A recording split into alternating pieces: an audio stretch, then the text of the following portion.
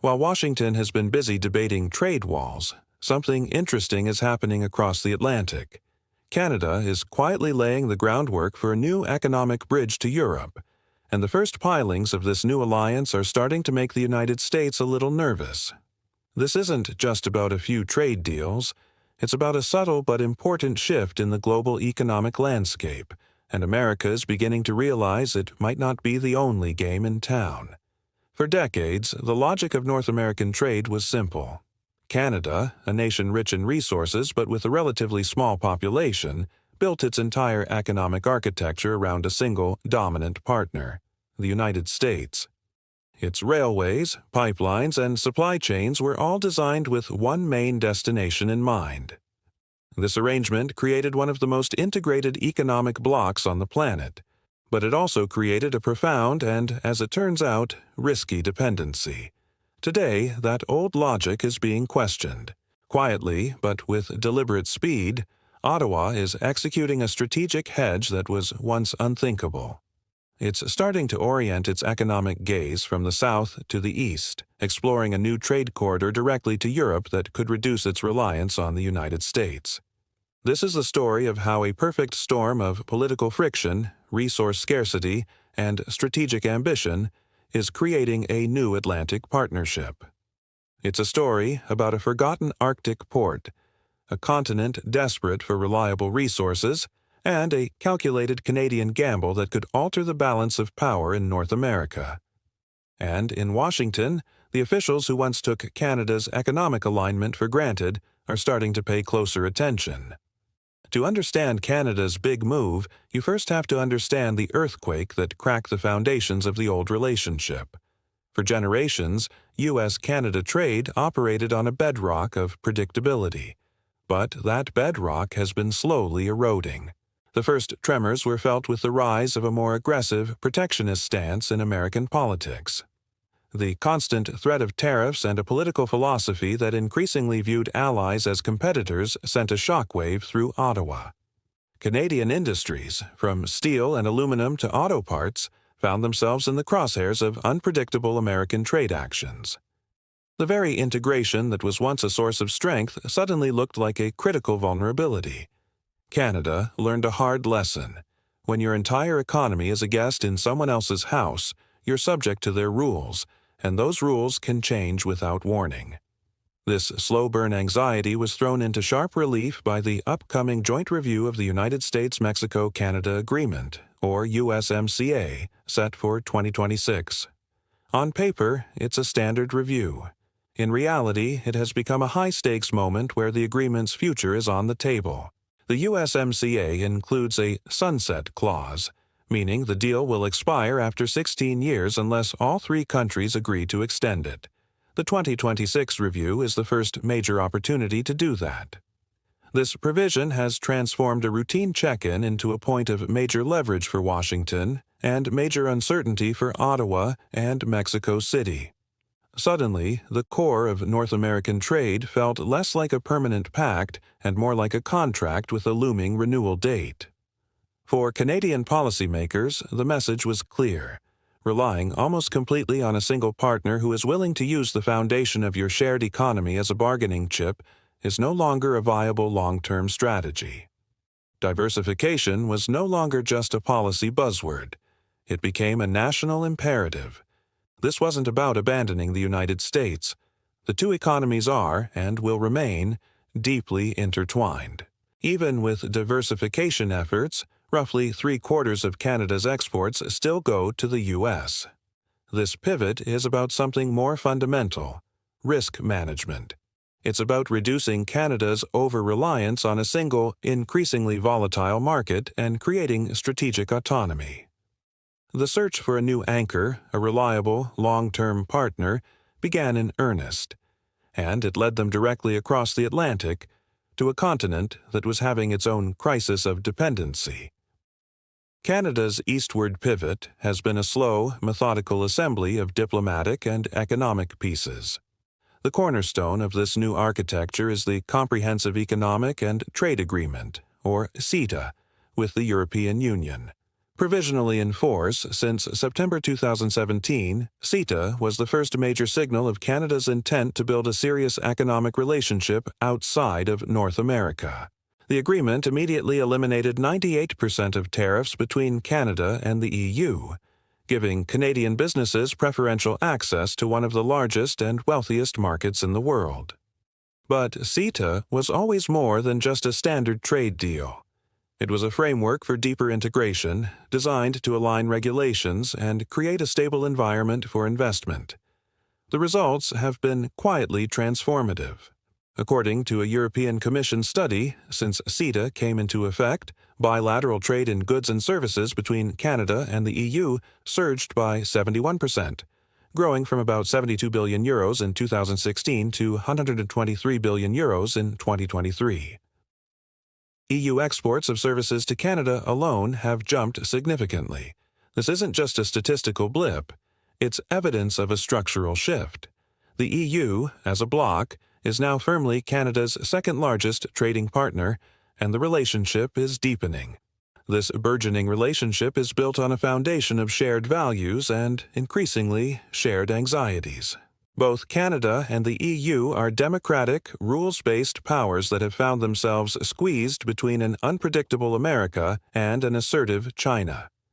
This has fostered a level of trust that goes beyond simple commerce.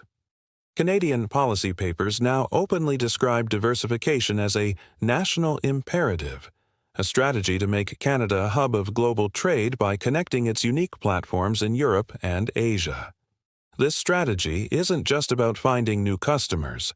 The goal is no longer just about non-U.S. export expansion, but about strategic positioning within global value chains with trusted partners. This is a move away from the old model of simply selling raw materials to the highest bidder. Instead, Canada is now focused on integrating itself into secure, resilient supply chains with allies who share its strategic interests.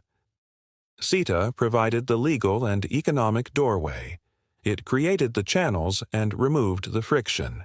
But to turn this agreement into a truly strategic corridor, Canada needed something more. It needed infrastructure. It needed a physical link that could reorient the flow of goods from north-south to west-east. For over a century, Canada's geography dictated its destiny. To break that gravitational pull, Ottawa had to look at a map and find a new way out.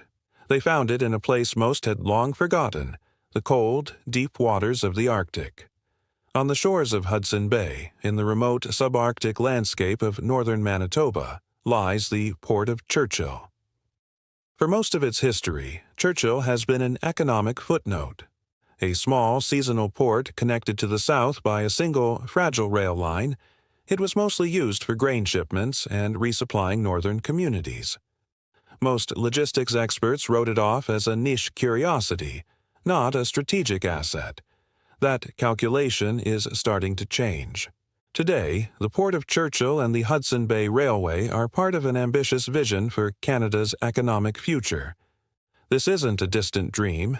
It is an active and funded project. It is being reimagined as the Arctic Gateway, a potential direct Canadian-controlled corridor to European markets. The transformation began with a flood of public investment. The Canadian federal and Manitoban provincial governments have committed hundreds of millions of dollars to a full-scale reconstruction of the Hudson Bay Railway. This isn't just routine maintenance. It's a strategic rebuild designed to handle heavier loads at more reliable speeds. The project includes reinforcing the railbed against thawing permafrost and installing modern, heavy-duty rails and ties. This massive investment in a once-forgotten railway only makes sense when you see it as one part of a new intercontinental trade route. A game-changing moment came in early 2026 when the Arctic Gateway Group, the indigenous and community-owned consortium that operates the port and railway, signed a landmark agreement with the Port of Antwerp-Bruges International. This wasn't just a courtesy call.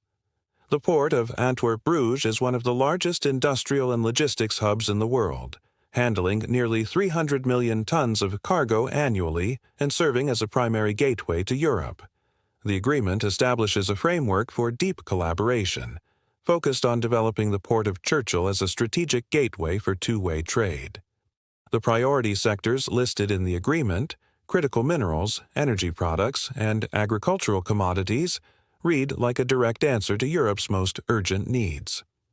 As the CEO of Port of Antwerp-Bruges International, Christophe Waterscoot, put it, Canada is a trusted partner, and the Port of Churchill is a strategic Arctic gateway with significant long-term potential.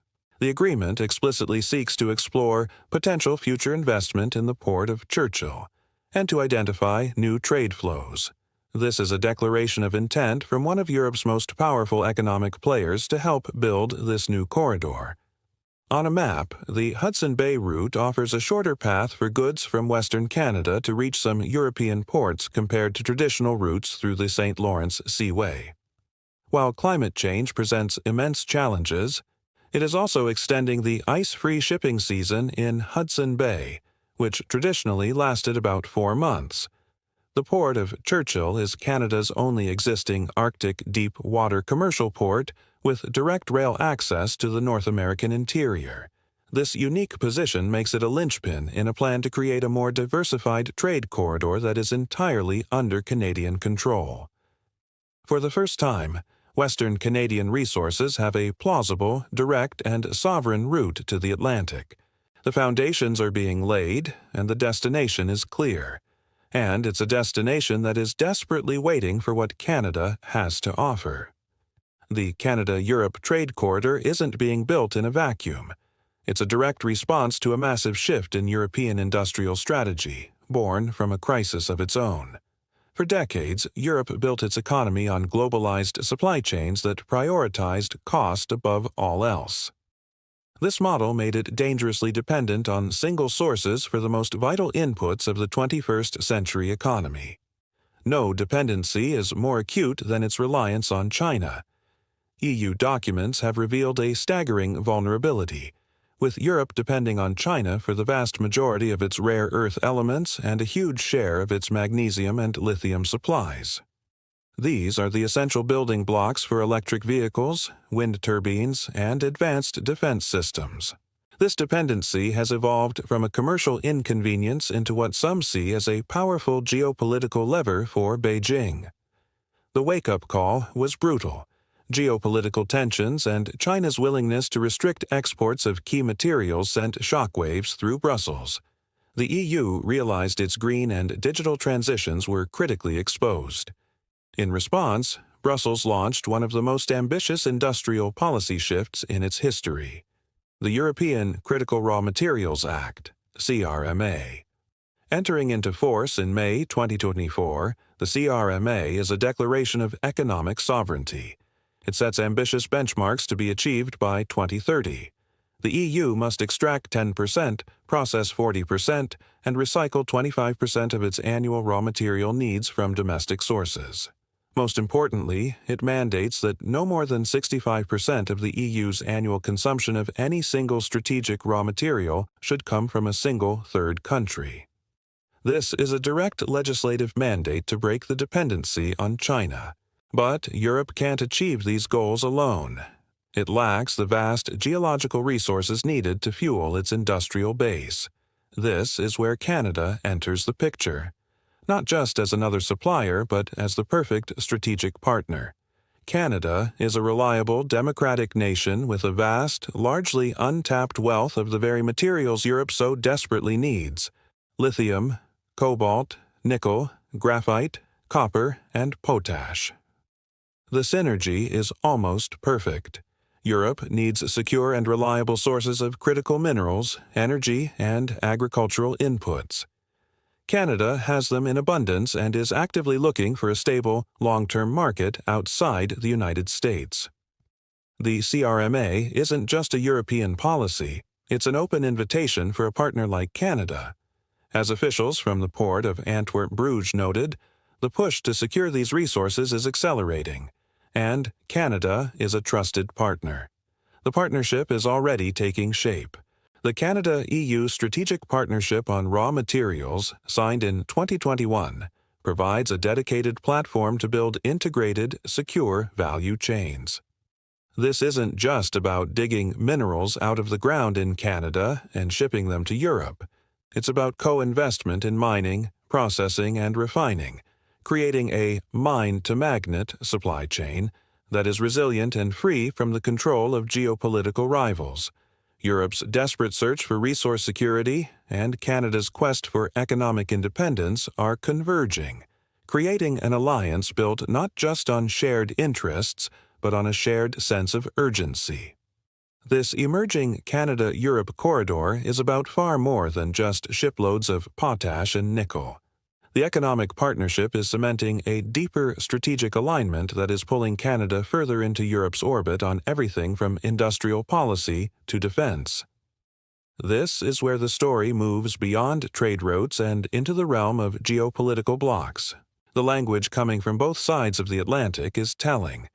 The goal is no longer just trade diversification, but creating managed interdependence among trusted partners.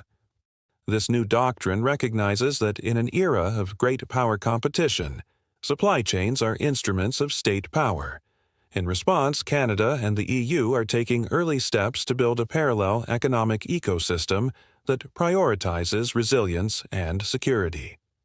One of the most significant, though still speculative, areas of discussion is Canada's potential access to EU industrial programs, particularly in defense and clean technology.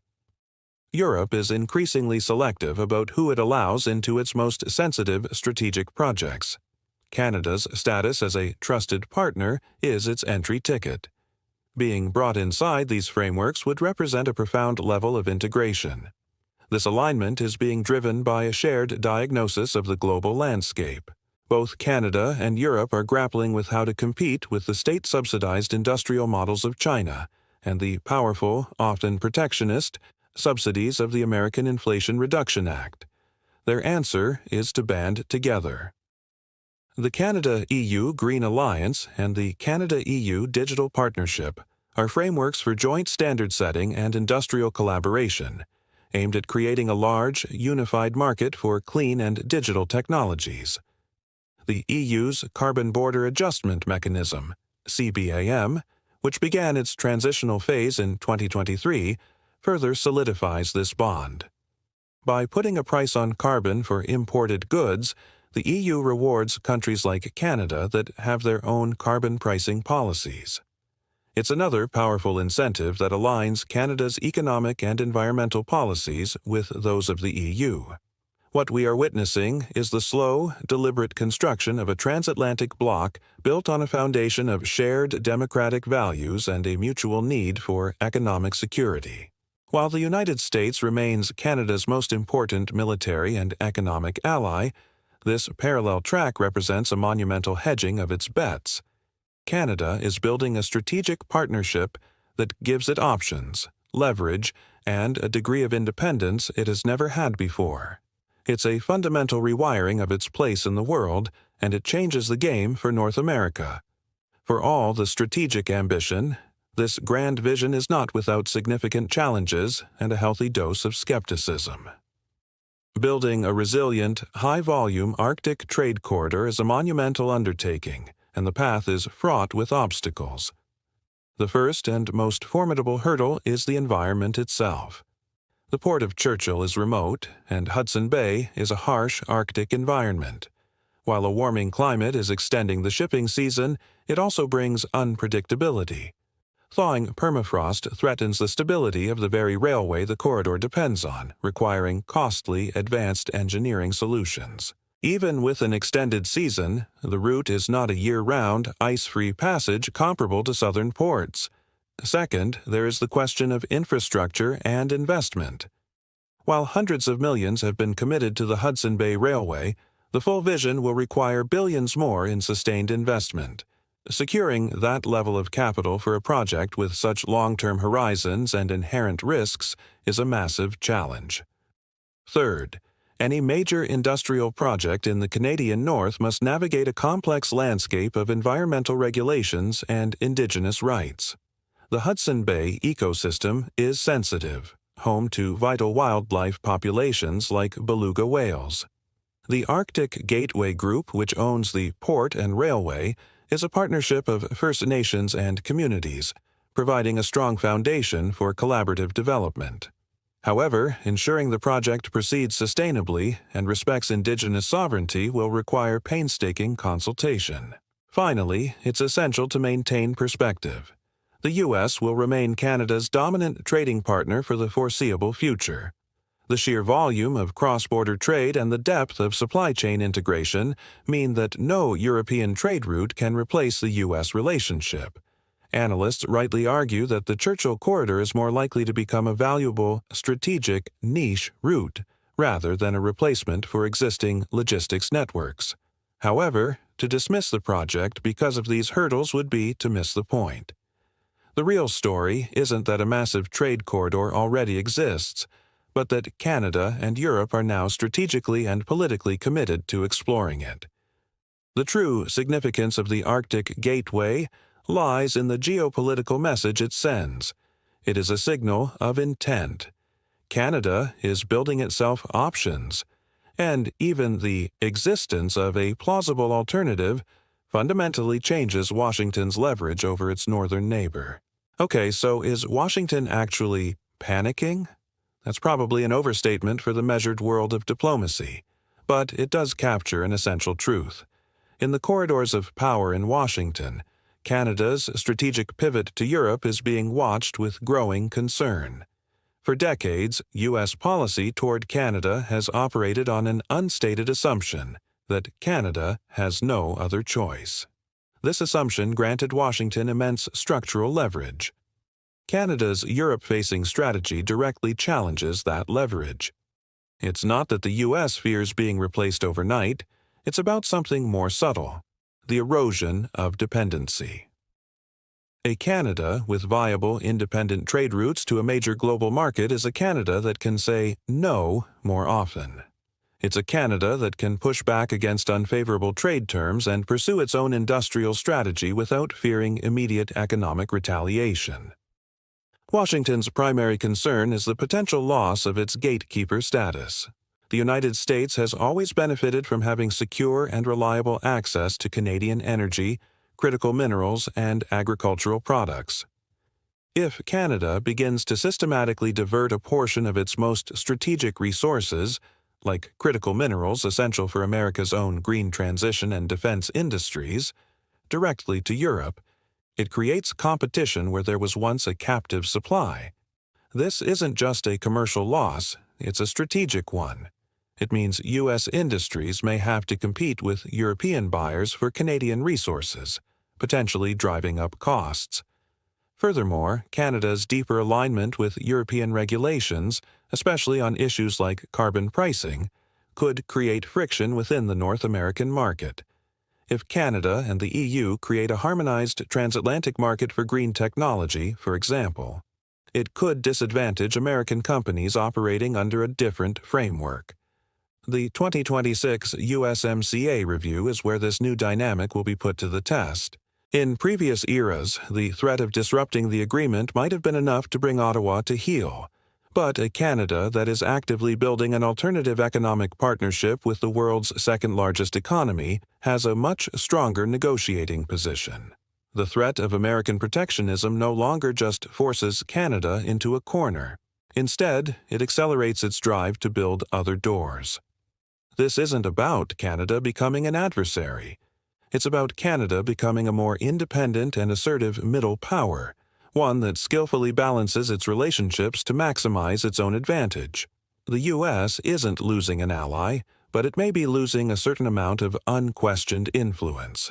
The quiet, predictable dynamic that defined the relationship for a century is ending, and for a superpower accustomed to being the center of its regional orbit, that shift is a deeply unsettling development. The story of Canada's new European trade route is a story of quiet ambition, strategic foresight, and the inexorable logic of a changing world. It is not yet a story of massive, bustling ports transforming the Arctic into a global shipping lane.